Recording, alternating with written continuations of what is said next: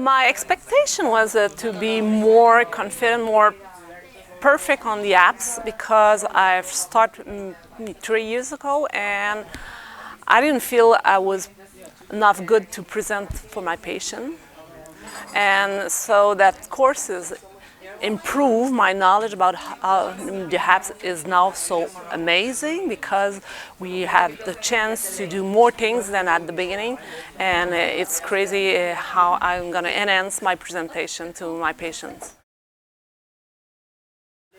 Of course, I'm going to use it in the future. I'm going to be faster, I'm going to be more confident here, and it's going to be so a nice emotional, presentation to my patient, because I didn't use at the full potential, excuse me.